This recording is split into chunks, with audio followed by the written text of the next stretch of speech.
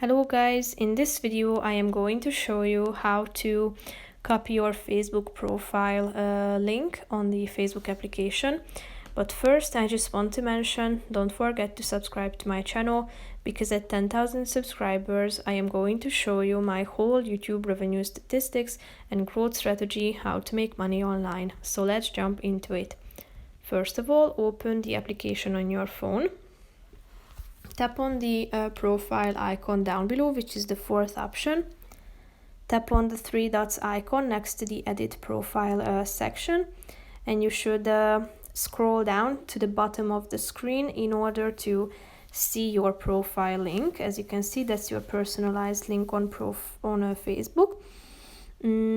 Here is it, and then if you tap on the copy link button, it will be copied.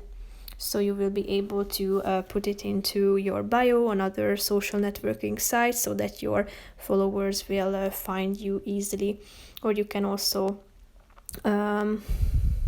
paste it to anywhere else. That's pretty much it for this video, guys. I hope you found it helpful. If you did, consider subscribing and see you in the next video. Bye bye.